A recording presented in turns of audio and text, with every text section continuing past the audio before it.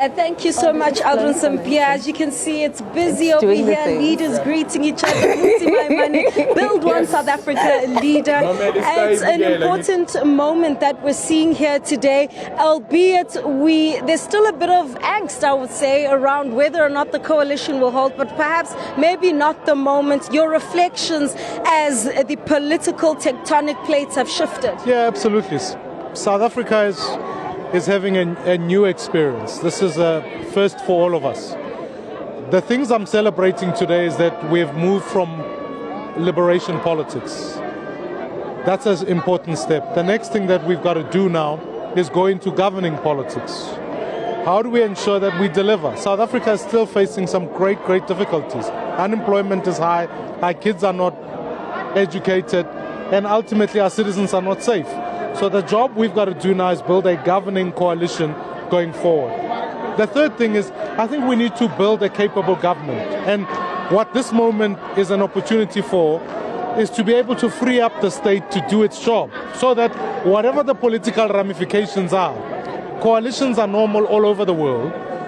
The only way you safeguard against coalitions is to free the state from capture and actually allow director generals, police, healthcare workers, all of them, to function at their best. That's the job we've got to do now. And of course, as President Cyril Ramaphosa is going to take that oath of affirmation, it also just tells us how South Africa managed to go through this process without any incidents, which is something that's commendable for a 30-year-old democracy, Shreddy. Of course. And I think now the ultimate test is how his party behaves post, because there'll be less patronage, there'll be all of those things. But my message to President Ramaphosa is that ultimately this is a time to be strong, not to be consensus seeking all the time. This is a time to be decisive in action, because it's his last term, he's got nothing to lose.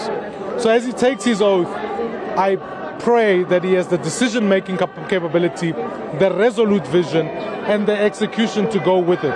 Because if we get those things right, we can achieve a society that we want. And I think when you have strong leadership, people can follow. But if you are seeking consensus and your only priority is to keep the thing together, I think you'll find it will fall apart anyways, because there's no glue that holds the people together towards governments.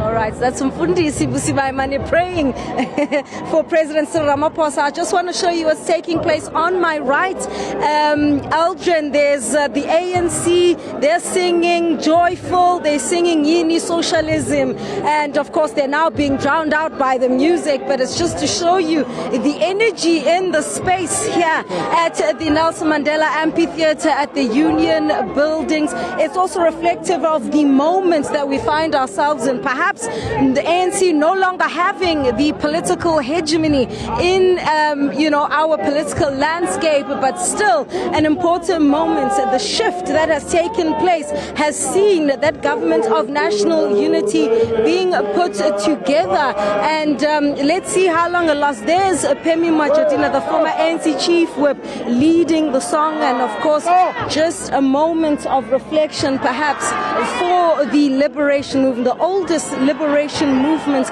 on the continent. And so this is where things stand at this stage here at the Nelson Mandela Amphitheatre.